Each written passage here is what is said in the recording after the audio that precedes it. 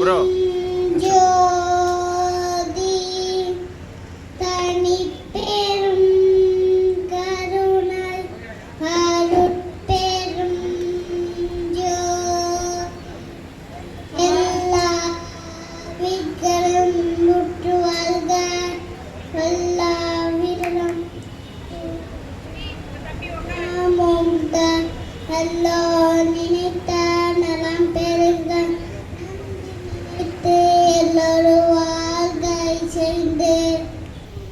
நல்லாரும் என்னை நயந்தாரும் நன்மை சொல்ல வல்லாரும் என்னை வளர்த்தாரும் எல்லாரும் நீ என்று இருக்கின்றேன் நின்மலனே நீ பெற்ற சேயென்று இருக்கின்றேன் சேர்ந்து என்னுடைய வஞ்சக இயற்கை யாவையும் பொன்னுடை விடையினோய் பொறுத்து கொண்டு நின் தன்னுடைய அன்பர்தம் சங்கம் சார்ந்து நான் நின்னுடைய புகழ்தனை நிகழ்த்த செய்கவே.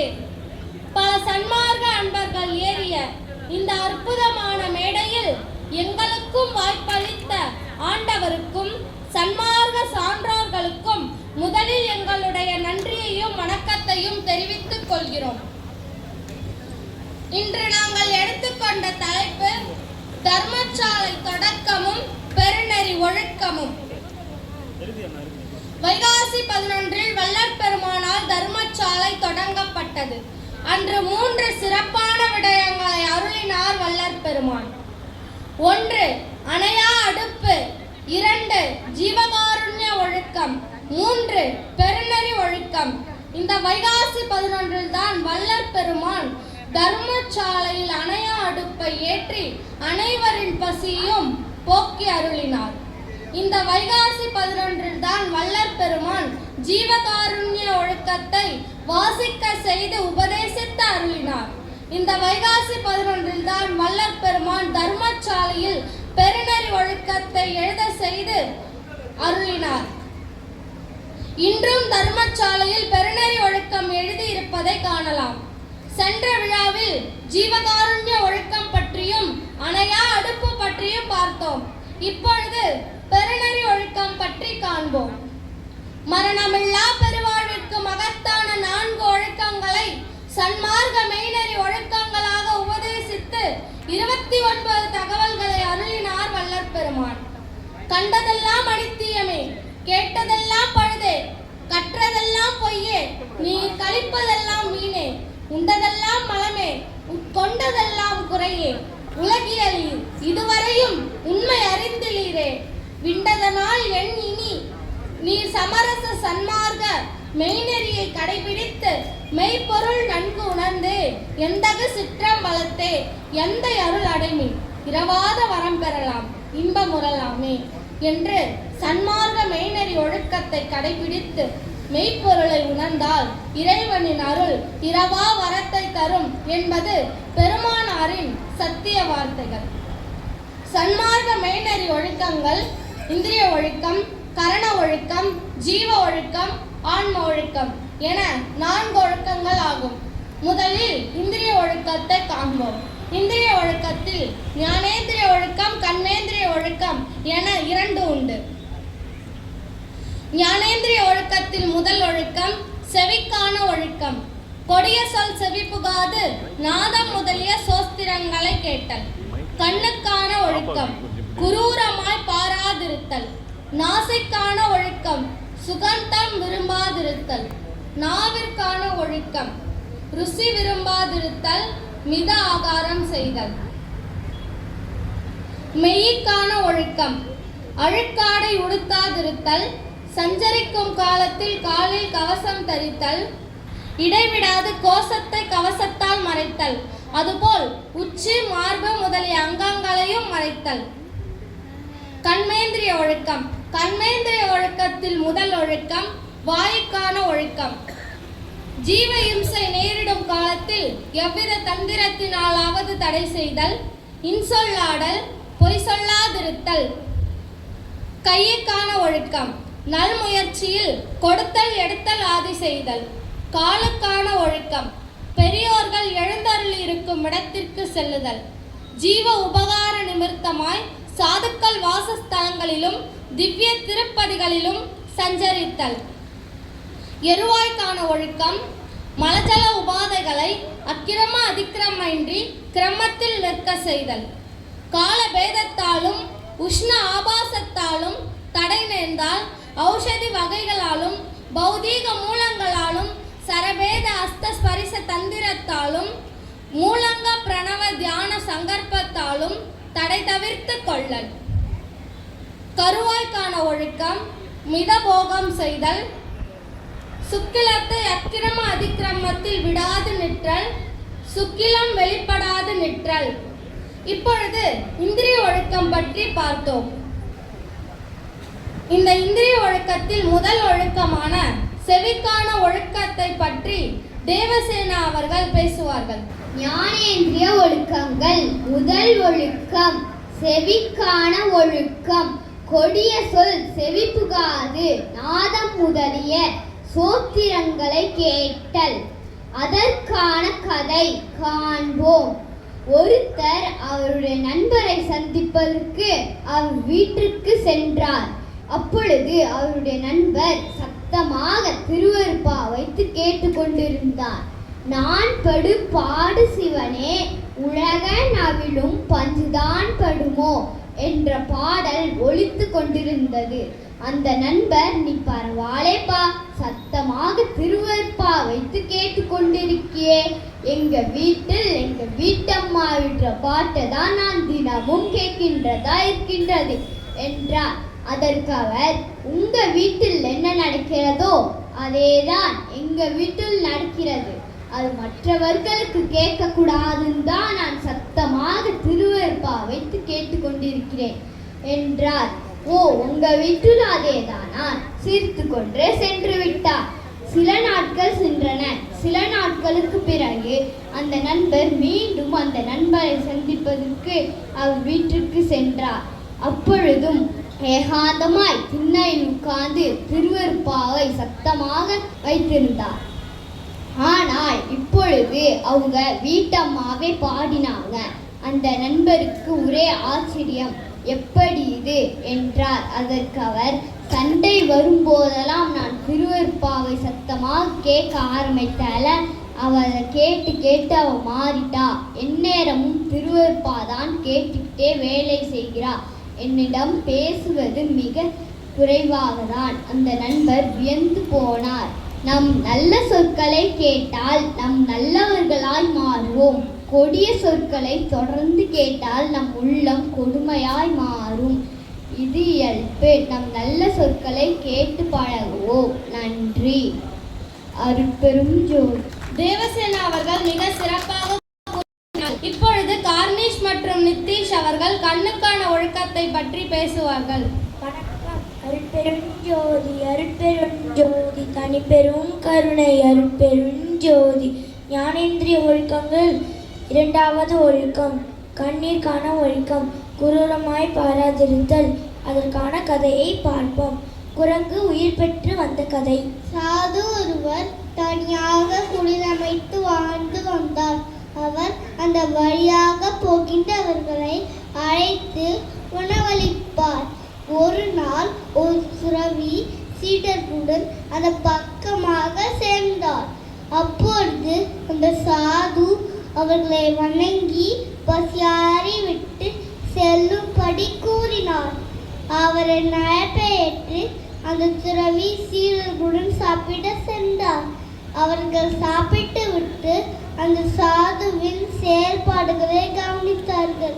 இந்த சாது எல்லா ஜீராஸ்களுடனும் அன்புடன் பழகி உணவளிப்பதை பார்த்தார். அந்த துறவி தான் வழிபாட்டில் இருக்கும் சமயத்தில் கூட யாரேனும் உணவு கேட்டு வந்தால் உடனே எழுந்து சென்று அன்போடு உணவு பரிமாறுவார். இதனை கண்ணுற்ற அந்த துறவி, ஏன் இப்படி நேரத்தை வீணடிக்கின்றார்? தவத்தில் உட்கார்ந்தால் வெண்ட ஞானத்தை பெறுவாய் என்றார்.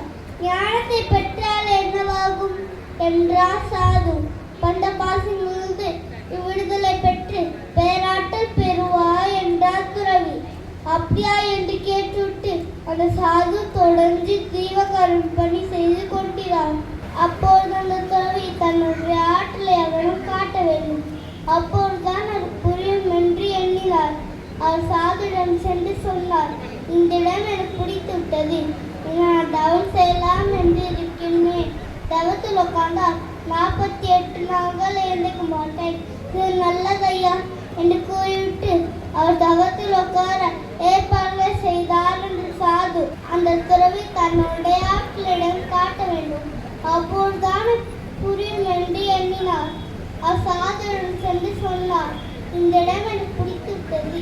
இங்கே நான் தவம் செய்யலாம் என்று இருக்கின்றேன். தவத்தில் உட்கார்ந்தால் 48 நாட்கள் எழுத மாட்டேன். சரி நல்லதையா என்று கூறிவிட்டு அவர் தவத்தில் உட்கார ஏற்பாடுகள் செய்தார்.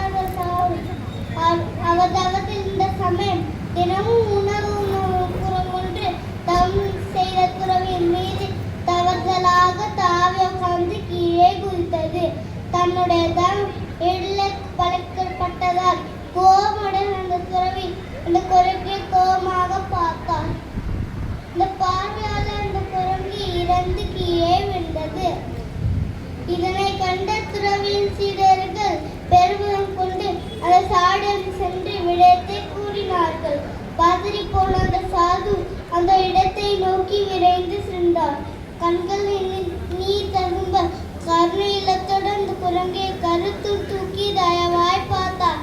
அவர் பார்த்த மாத்திரத்தில் அந்த குரங்கு உயிர் பெற்று வந்து அவரை கட்டியணைத்து பாதம் வணங்கி சென்றது. இந்த கண்ட துறவியின் சீடர்கள் பெருமிதம் கொண்டு வியந்து போனார்கள்.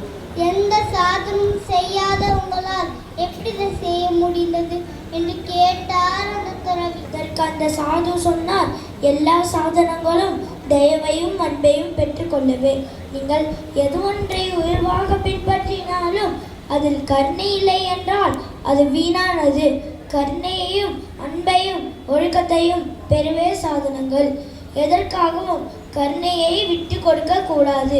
கருணைக்காக எதையும் விட்டு கொடுத்து விடலாம். சரியை, கிரியை, யோகம், ஞானம் போன்றவற்றை பழகுவதின் பயன் கருணையையும் அன்பையும் பெற்று இறைவனை அடைவது. ஆனால் அது கருணையை கொடுக்காமல் அதன் மேல் உள்ள பற்று அகங்காரத்தை கொடுத்து விட்டால் அதனால் அடையப்படுவது பாவம் மட்டுமே. எனவே கருணையே சாதனமாக பழகும் போது பூரண அருள் கிடைக்கின்றது. கருணையோடு பழகப்படும் எந்த ஒரு சாதனமும் சிரிக்கின்றது. இந்த உலக உயிர்கள் எல்லாம் நமக்கு ஆண்மனேய சகோதரர்கள் என்று உணர்ந்து அனைத்து உயிர்களையும் ஒரு தாய்போல் அன்பாலும் கருணையாகவும் பார்ப்பதே ஞானம். உயிர்களை எல்லாம் செய்போல் எண்ணி பெற்ற தாய்போல் உழைப்பர் சன்மார்க்க சங்கத்தார் என்பார் வள்ளல் பெருமான் என்று சொல்லி முடித்தார் அந்த சாது. அந்த துறவி அந்த சாதுவின் உபதேசத்தை மேலும் கேட்க விரும்பி சீடர்களோடு சில காலம் அங்கே தங்கினார். இந்த கதையில் தவமுடையவரின் கோபப்பார்வை குரங்கை கொன்றது போல் நம்மை போல் குற்றமுடையவர்களின் அசுத்த பார்வை நமது புண்ணிய பலன்களை கொள்ளும். தயவான புண்ணிய பார்வை நம்மை இறைவனிடம் சேர்க்கும். பிறருடைய மனம் என்னும் குரங்கு அறியாமையால் நமக்கு துன்பத்தை ஏற்படுத்தும் போது அன்பாலும் கருணையாலும் அதனை நாம் மாற்ற பழக வேண்டும். கோபப்பட்டு பாவத்தையும் பின்விளைவையும் ஏற்படுத்தி கொள்ளக்கூடாது. அதுவே பெற்ற அறிவின் பயன். எனவேதான் வள்ளல் பெருமான் குரூரமாய் பாராதிருத்தல் வேண்டும் என்று மரணமில்லா பெறுவாருக்கு கொடுக்கப்பட்ட ஒழுக்கங்களில் 2வது ஒழுக்கமாகிய கண்ணின் ஒழுக்கம் என்ன என்று இவ்வாறு குறிப்பிடுகின்றார். நன்றி. அருட்பெருஞ்சோதி. கார்னிஷ் மற்றும் நிதிஷ் அவர்கள் மிக சிறப்பாக உரையாற்றினார்கள். இப்பொழுது பிரஜன் அவர்கள் 3வது ஒழுக்கமான நாசிக்கான ஒழுக்கத்தை பற்றி பேசுவார்கள். அருட்பெருஞ்சோதி அருட்பெருஞ்சோதி தனிப்பெரும் கருணை அருட்பெருஞ்சோதி. அனைவருக்கும் வணக்கம். 3வது ஒழுக்கம் நாசிக்கான ஒழுக்கம். சுகந்தம் விரும்பாதிருத்தல். வாலிபர் ஒருவர் திருவருட்பாவில் அருட்பெருஞ்சோதி அகவலை முழுமையாக படிக்க வேண்டும் என்று நினைத்தார். பல நாட்கள் முயன்றும் முடியவில்லை. இன்று எப்படியாவது முழுமையாக படித்து விட வேண்டும் என்று நினைத்து குளித்துவிட்டு வந்து உட்கார்ந்து திருவருட்பான ஒளி அருட்பெருஞ்சோதி அகவல் 1596 வரிகள். தமிழ் மொழியில் எழுதப்பட்ட பாடல்களிலே இதுதான் மிகப்பெரிய பாடல். இன்னமும் முழுமையாக படிக்கும் போது அவர்களின் வாழ்வு சிறக்கிறது. எனவே அந்த வாலிபர் இன்று எப்படியாவது முழுமையாக படித்து விட வேண்டும் என்று எண்ணி படிக்கத் தொடங்கினார். ஒரு 200 வரிகள் வரை படித்திருப்பார். ஒரு எலி ஓடியது. கண்கள் அதனை பார்த்ததும் ஏதோ ஓடுகிறதே என்று எண்ணியது மனம். ஓடுவது எலி, அது வீட்டில் எதையாவது கடித்து விட போகிறதோ என்று விசாரித்தது புத்தி. அதை துரத்த வேண்டும் என்று நிச்சயித்தது சித்தம். அகங்காரம் எலியை துரத்த எழுந்தது. துரத்த ஓடினால் அகவல் படிப்பது தடைப்பட்டு போகுமே, அகவல் படிக்க வேண்டுமே என்று விசாரித்தது புத்தி. ஆமாம், அதைத்தான் விரும்பினோம் என்று எண்ணியது மனம். அது எதையாவது கடித்தால் கடிக்கட்டும், இன்று அகவலை படித்து முடிக்க வேண்டும் என்று முடிவெடுத்தது சித்தம். படிக்க உட்கார்ந்தது அகங்காரம். தொடர்ந்து படிக்க ஆரம்பித்தார். ஒரு 500 வரி வரை படித்திருப்பார். வெளியில் ஒருவர் பேசும் சத்தம் அந்த வாலிபரின் செவியில் விழுந்தது. யாரோ பேசுகிறார்கள் என்று எண்ணியது மனம். பேசும் குரல் நமக்கு பரிச்சயமான குரலா என்று விசாரித்தது புத்தி. ஆமாம், நம் நண்பரின் குரல். ஏதோ முக்கியமாக சொல்ல வந்திருப்பார். எழுந்து செல்ல வேண்டும் என்று முடிவெடுத்தது சித்தம். எழுந்தது அகங்காரம். எழுந்தால் அகவல் படிப்பது தடைப்பட்டு போகுமே, அகவல் படிக்க வேண்டுமே என்று விசாரித்தது புத்தி. ஆமாம், அதைத்தான் விரும்பினோம் என்று எண்ணியது மனம். அவர் எதற்காக வந்தாலும் நான் முதலில் அகவலை படித்து முடிக்க வேண்டும். படித்து முடிக்கும் வரை யார் என்ன பேசினாலும் காதில் வாங்கக்கூடாது என்று முடிவெடுத்தது சித்தம். படிக்க உட்கார்ந்தது அகங்காரம். தொடர்ந்து படிக்க ஆரம்பித்தார். ஒரு 700 வரி வரை படித்திருப்பார். அவர் நாசியில் ஒரு வாசனை புகுந்தது. ஏதோ வாசனை என்று எண்ணியது மனம். நமக்கு மிகவும் பிடித்த நறுமணமோ என்று விசாரித்தது புத்தி. ஆமாம், பிடித்த நறுமணம். நமக்கு பிடித்த உணவு பதமாக சமைக்கப்பட்டு விட்டது என்று முடிவெடுத்தது சித்தம். மனம் மீண்டும் அந்த நறுமணத்தை முகர்ந்து பார்க்க எண்ணியது. புத்தி விசாரிக்க தடுமாறியது. சித்தம் முடிவெடுத்தது. அகங்காரம் செயல்படுத்தியது. நாசி நன்றாக முகர்ந்தது, எனவே இச்சை அதிகமாகியது. இச்சையால் உண்டான கிளர்ச்சி பசியை தூண்டியது. மனம் அந்த சுவையான உணவை உண்ண வேண்டும் என்று எண்ணியது. உண்ண சென்றால் அகவல் படிப்பது தடைப்பட்டு போகுமே, அகவல் படிக்க வேண்டுமே என்று விசாரித்தது புத்தி. ஆனால் நமக்கு இப்படி பசிக்கிறதே, சாப்பிட வேண்டுமே என்று எண்ணியது மனம். சாப்பிட்டு விட்டு அகவலை படித்தால் தவறொன்றும் இல்லை என்று முடிவெடுத்தது சித்தம். சாப்பிட எழுந்தது அகங்காரம். எழுந்து சென்று வயிறு முட்டை சாப்பிட்டு முடித்தார். இனி சிறிது படுக்க வேண்டும் என்று எண்ணியது மனம். சாப்பிட்டு விட்டு அகவலை படிக்க வேண்டும் என்று எண்ணினாயே என்று விசாரித்தது புத்தி. உண்ட மயக்கம் தொண்டனுக்கும் உண்டு, இப்பொழுது ஓய்வெடுத்துக்கலாம் என்று எண்ணியது மனம். புத்தி தடுமாறியது. இப்பொழுது ஓய்வெடுத்துக்கலாம், நாளை நிச்சயமாக முழுமையாக படிக்கலாம் என்று முடிவெடுத்தது சித்தம். படிக்க வேண்டும் என்னும் வைராகியம் தளர்ந்து படுக்க சென்றது அகங்காரம். இப்படியே ஒவ்வொரு நாளும் கழிந்தது. இந்த கதையில் செவி, கண், மூக்கு எனும் இந்திரியங்கள் அவையவை பெற்ற அனுபவத்தால் மனதிற்கு இச்சையை உண்டாக்கி அதனால் உண்டாகும் மனக்கிளர்ச்சியினால் மேலும் அனுபவிக்க தொடங்குகின்றன. இந்த கதையில் நாசியில் புகுந்த வாசனையின் மீதும் குற்றமில்லை, அதனை முகர்ந்த நாசியின் மீதும் குற்றமில்லை, அதனை மீண்டும் விரும்பி முகர்ந்ததே குற்றமானது. எனவேதான் வள்ளல் பெருமான் சுகந்தம் விரும்பாதிருத்தல் என்பார். நன்றி. அருட்பெருஞ்சோதி. பிரஜன் அவர்கள் மிக சிறப்பாக கூறினார்கள். இப்பொழுது சிவப்பிரியா அவர்கள் அடுத்த ஒழுக்கத்தை பற்றி பேசுவார்கள். ஞானேந்திரிய ஒழுக்கத்தில் 4வது ஒழுக்கம் நாவிற்கான ஒழுக்கம். ருசி விரும்பாதிருத்தல், மித ஆகாரம் செய்தல். அதற்கான கதை. ஒரு வாலிபன் தான் நல்லவனாக வாழ வேண்டும் என்று விரும்பினான். ஆனால் இயலவில்லை. தான் எவ்வளவு போராடியும் தீய எண்ணங்களையும் தீய செயல்களையும் அவனால் கட்டுப்படுத்த முடியவில்லை. தான் செய்வது தவறு என்று தெரிந்தும் அவனால் அதனை தடுக்க முடியவில்லை. காமம், கோபம், பொய், வஞ்சம், பொறாமை போன்ற எல்லா தீய குணங்களும் அவனை பாடாய்படுத்தியது. உடல் ஆரோக்கியம் கெட்டது. அவன் தன்னை தானே வெறுக்க தொடங்கினான். இப்படி வாழ்வதற்கு இறந்து விடலாம் என்று ஒரு முடிவெடுத்து ஒரு மலை மீது ஏறி குதிக்க செல்லும் போது நில் என்று ஒரு குரல் கேட்டது. திரும்பி பார்த்தார். அங்கே ஒரு சாது நின்று கொண்டிருப்பதை கண்டார். அவருடைய தோற்றத்தை கண்டவுடன் தனது குற்றங்களை அவரிடம் சொல்ல வேண்டும் என்பது போல் தோன்றியது. அவர் அருகே சென்று அவரை வணங்கி தனது குறைகளை சொல்லத் தொடங்கினார். இதிலிருந்து விடுபடுவது மிக எளிமையானவை என்றார் அந்த சாது. இந்த பதில் அந்த வாலிபனுக்கு ஒரு புதிய நம்பிக்கையை தந்தது. நல்லவனாகத்தான் வாழ வேண்டும் என்று விரும்பினான். ஆனால் உன்னை தோற்கடித்த தீயதை செய்ய வைத்தது யார் என்று தெரியுமா என்றார் அந்த சாது. தெரியாது என்றான் அந்த வாலிபன். உன் நாக்குதான் என்றார் அந்த சாது. இந்த பதில் அந்த வாலிபனுக்கு ஆச்சரியத்தை தந்தது. நீ செய்கின்ற தவறுகளில் ஒரு தவறை மட்டுமே நீ தவறாக கருதவில்லை, அதனால் தான் உனக்கு அதற்கான அறிவு தோன்றவில்லை என்றார் அந்த சாது. ஏன் அந்த அறிவு உனக்கு தோன்றவில்லை என்று தெரியுமா என்றார் அந்த சாது.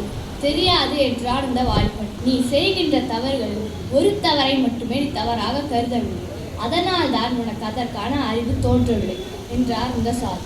சற்று விவரமாக சொல்லுங்களேன் என்றான் அந்த வாலிபன். தீயதை கேட்கக்கூடாது என்று நினைத்த உன்னை தீயதை கேட்க வைத்ததும், தீயதை பார்க்கக்கூடாது என்று நினைத்த உன்னை தீயதை பார்க்க வைத்ததும், தீயதை நினைக்கக்கூடாது என்று நினைத்த உன்னை தீயதை நினைக்க வைத்ததும், தீயதை செய்யக்கூடாது என்று நினைத்த உன்னை தீயதை செய்ய வைத்ததும் உன் நாக்குதான்.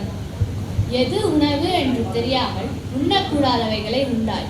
எப்படி உண்ண வேண்டும் என்று தெரியாமல் ருசியால் பசியில்லாத போது உண்டாய்.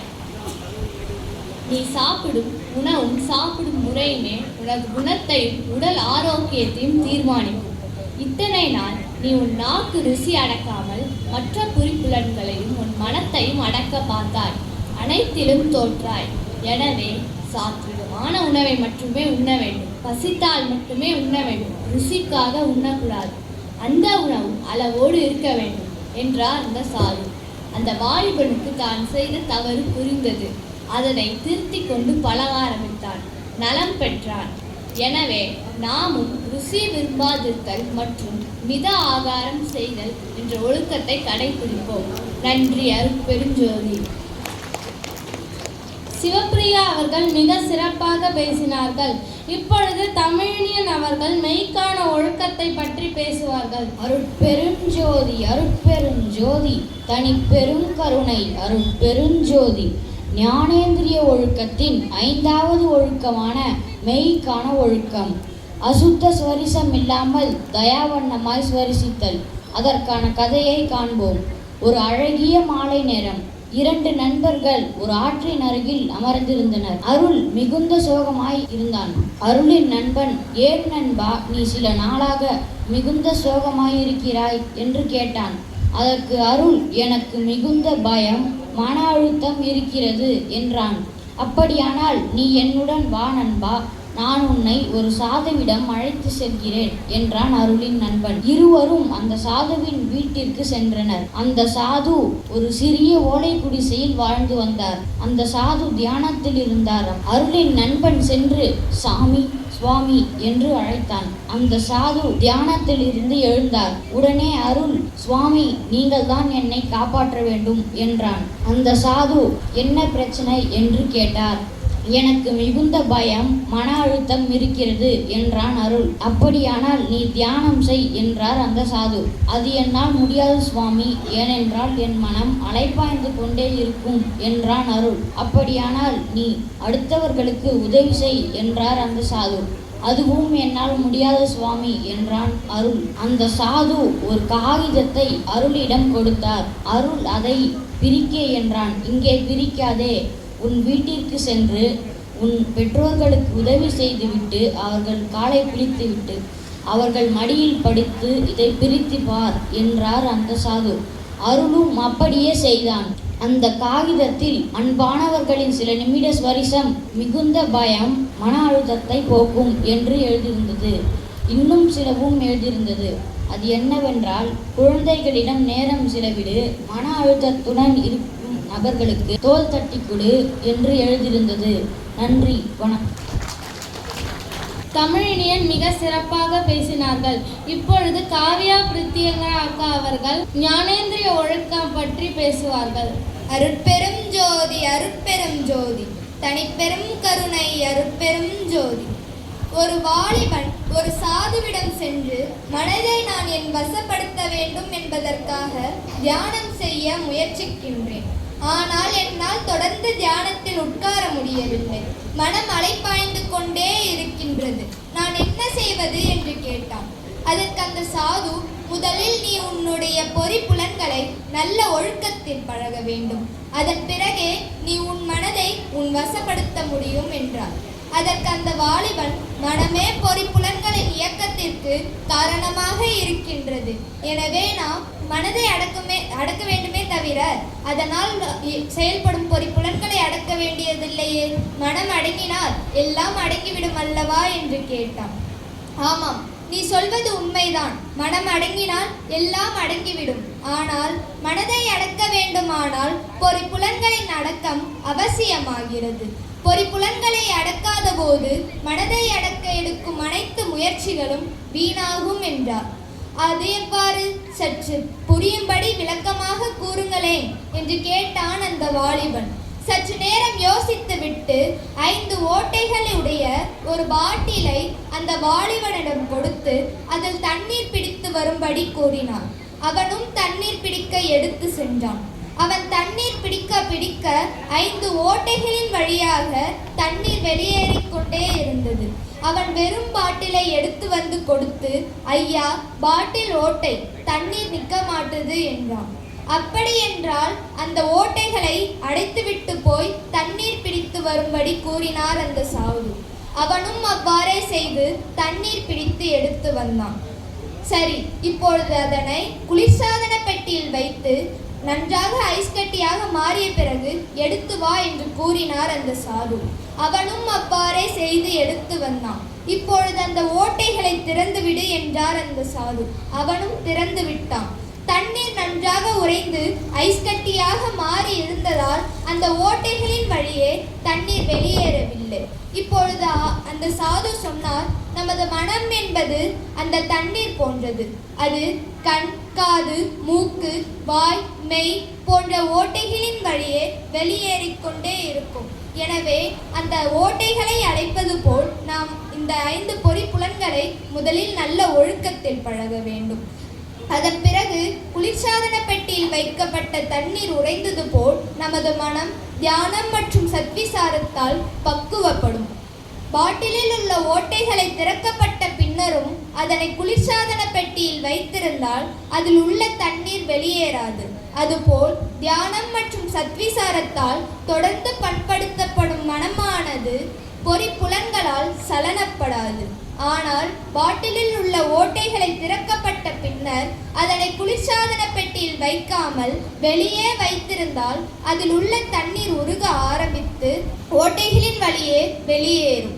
அதுபோல் தியானம் மற்றும் சத்விசாரத்தை விட்டுவிட்டால் மனமானது 5 பொறிகளின் வழியே சென்று வீணாகும். எனவே பொறிப்புலன்களை நல்ல ஒழுக்கத்தில் பழகிக்கொண்டே தியானம், சத்விசாரம் மற்றும் பரோபகாரம் போன்ற நல்ல முயற்சிகளை செய்வதே பெரிய பலனை தரும் என்றார் அந்த சாது. இப்பொழுது அந்த வாலிபன் ஞானேந்திரிய ஒழுக்கத்தின் அவசியம் உணர்ந்து கடைபிடிக்க ஆரம்பித்தான்.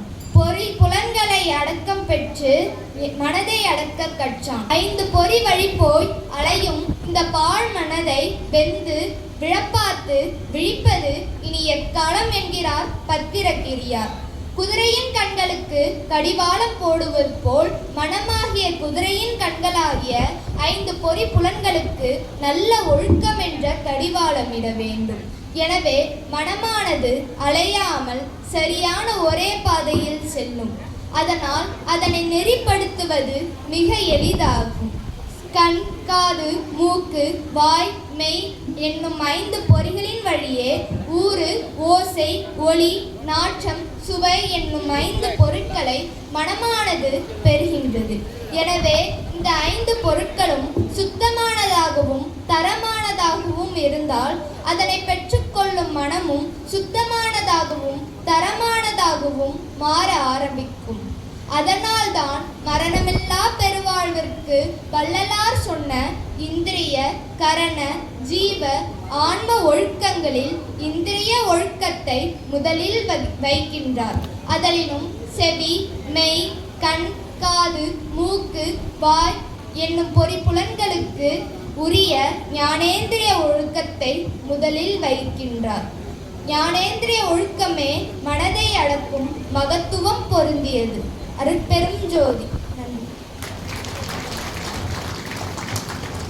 காவியா அக்கா மிக சிறப்பாக பேசினார்கள். இப்பொழுது நரேஷுத்தன் அண்ணா பேசுவார்கள்.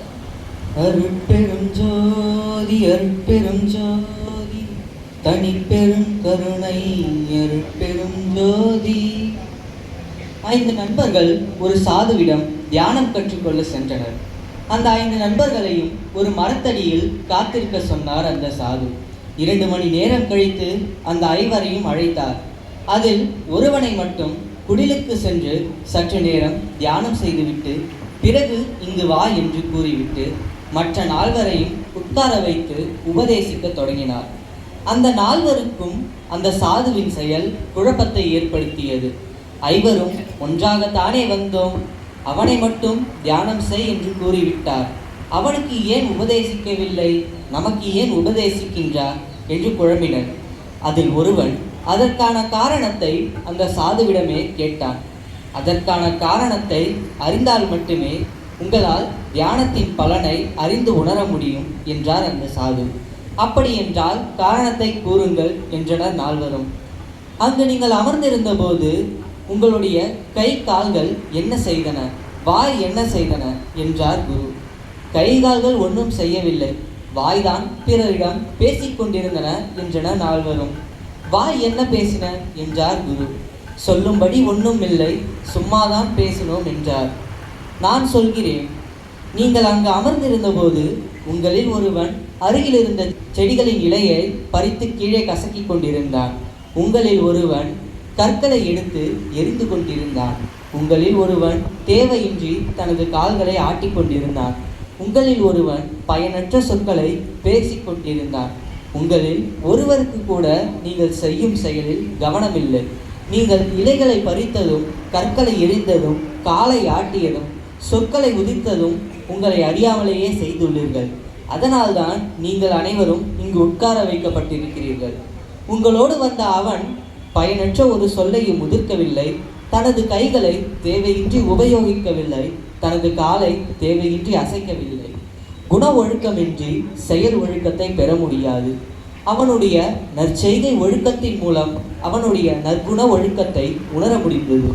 உங்களின் செய்கையின் மூலம் உங்களுடைய பக்குவம் என்ன என்பதை உணர முடிந்தது. நமது அறிவு வளர்ச்சிக்காக கொடுக்கப்பட்ட இந்த தேகத்தை எப்படி பயன்படுத்த வேண்டும் என்னும் அறிவு முதன்மையானது. தியானத்தின் அடிப்படை தகுதி செய்யும் செயலில் கவனம். நமது கவனமின்றி எந்த ஒரு செயலையும் நாம் செய்யக்கூடாது. எந்த ஒரு சக்தியையும் வீணில் விரயமாக்கக்கூடாது. நாம் இலைகளை பறிப்பதும் கற்களை எறிவதும் கால்களை ஆட்டுவதும் நமது சக்தியை வீணில் விரயமாக்கும். நீங்கள் அனைவரும் இது போன்ற தவறை தான் செய்தீர்கள். எனவே தியானம் செய்வதற்கு முன்பு இது போன்ற அடிப்படை விடயங்களை தெரிந்து செய்தல் நல்ல பலனை தரும் என்றார். 4வரும் தனது இந்திரியங்களை அடக்கி அமைதியாக உட்கார்ந்து தியானம் செய்து மேன்மையடைந்தனர். இந்த கதையில் வருவது போல்தான் பலரும் தியானம் என்பது சற்று நேரம் மட்டும் அமர்ந்து உட்கார்ந்து செய்யக்கூடிய செயல் என்று எண்ணுகிறார்கள். ஆனால் தியானம் என்பது ஒரு செயல் ஒழுங்கு, ஒரு விழிப்பு நிலை. எண்ணம் வேறு, சொல் வேறு, செயல் வேறாக இருப்பதை ஒன்றாக்க முயற்சி செய்யும் பயிற்சியே தியானமாகும். நாம் ஒரு பொருளை ஒரு இடத்தில் வைக்கின்றோம் என்றால் வைக்கும் இடம், வைக்கும் பொருள், வைக்கும் நோக்கம் ஆகியவற்றை நம்முடைய கவனத்துடன் இருக்க வேண்டும். அப்படி இல்லை என்றால் எங்கே வைத்தோம் என்று தேட வேண்டும். இந்த கவனமற்ற செயலே நமக்கு பின்னாளில் ஞாபக மறதி என்னும் பெரிய பாதிப்பை ஏற்படுத்துகின்றது. நாம் செய்யும் சிறு சிறு தவறுகளும் நமது முயற்சிக்கு பெரிய பாதிப்பை தருகின்றன. நன்றி. அருட்பெரும் ஜோதி. நரேஷுத்தன் அண்ணா மிக சிறப்பாக பேசினார்கள். இப்பொழுது ஜோதிசிவம் அவர்கள் ஒரு திருவருட்பா பாடலை பாட இருக்கிறார்கள். மன்னநாதரம்பலவர் வந்தான் திருச்சின்னநாதர் என்னிரண்டு செவிகளை நோழ்ந்ததே என்ன புண்ணியம் செய்தேனோ அம்மா, நான் என்ன புண்ணியம் செய்தேனோ. அகபுகழ் பேரழகாரர் பொற்பனம் கடந்து நின்றார் அம்பலம் தரமன்றி இன்ப தர உன்னை உன்னை அணை ஒன்றாயின்ற நெய்யும் நாது சொந்ததே இந்த புண்ணியம் செய்தேனோ அம்மா நான் என்ன புண்ணியம் செய்தேனோ ஜோதி ஜோதி ஜோதி சுயம் ஜோதி ஜோதி ஜோதி பரம் ஜோதி ஜோதி ஜோதி அருள் ஜோதி ஜோதி ஜோதி சிவம் வாம ஜோதி சோம ஜோதி வான ஜோதி ஞான ஜோதி வாம ஜோதி யோக ஜோதி மாத ஜோதி மாத ஜோதி ஏம ஜோதி யோம ஜோதி ஏழு ஜோதி வீரு ஜோதி ஏக ஜோதி ஏக ஜோதி ஏக ஜோதி ஏக ஜோதி ஆதி நீதி வேதனே ஆடல் நீடு பாதனே வாதி ஞான போதனே வாழ்க வாழ்க நாதனே வாழ்க வாழ்க நாதனே வாழ்க வாழ்க நாதனே. அருமை அருமை. அற்புதமான இந்த மேடையில் பள்ளிக்கூடத்தில் போய் பாடம் படிக்க வேண்டிய பிள்ளைங்கள்லாம் இந்த அருப்பா மேடையில் வந்து என்ன அழகாக பேசுனாங்க. இறைவனால் வருவிக்கப்பட்டவர் தான் வள்ளலார். ஆனால் வள்ளலாரால் அனுப்பிவிட்ட குழந்தைகளோ என்று ஆச்சரியப்படக்கூடிய வகையில் ரொம்ப அழகாக அற்புதமாக இந்திரிய கரண ஜீவ ஆன்ம ஒழுக்கங்களை பற்றி சொல்லக்கூடிய விஷயம் இருக்கு. ஒரு கதை செல்லும் போது தான் எல்லாம் கருத்தாக கேட்பாங்க. அந்த அளவுக்கு ரொம்ப அற்புதமாக குழந்தைகள்லாம் சொல்லியிருக்காங்க. நடுவில் கம்பாரு குட்டி பையன் என்னை பார்த்தவொடனே எனக்கு ஒரு பொறாமை. அவன் அது வயசு இந்த இளங்கன்று பயமறியான்னு சொல்லுவாங்க. அந்த வயசில் தான் என்ன பண்ணுறோம் ஏது பண்ணுறோன்னே தெரியாமல் ஐயாவின் மீது உடைய கருணையாலே அன்பாலே இந்த பாடக்கூடிய அந்த அழுப்பாக இருக்கு பாருங்க, அற்புதமானது. நான் உரைக்கும் வார்த்தையெல்லாம் நாயகன் தன் வார்த்தை என்று அப்படி சொல்லுவாங்க. அதுபோல் இந்த வார்த்தைகள் எல்லாம் இந்த குழந்தைகள் வாயிலிருந்து வந்ததில்லை, எல்லாம் நம்முடைய நாயநாயகனை வள்ளலாருடைய வாயிலிருந்து வந்த வார்த்தைகள் அப்படின்னா சொல்லலாம். அத்தனை குழந்தைகளுக்கும் திருவிழா இசை சங்கம் நன்றி கடன் பட்டிருக்கிறது, மனதார வாழ்த்துகிறது. மீண்டும் மீண்டும் பல்வேறு மேடைகளை இவர்கள் கலங்காண வேண்டும், உலகம் முழுவதும் இவருடைய புகழ் பரவ வேண்டும் என்று சொல்லி திருவிழா இசை சங்க சார்பாக மனமான நன்றிகளையும் வாழ்த்துகளையும் பாராட்டுகளையும் தெரிவிக்க வேண்டும்.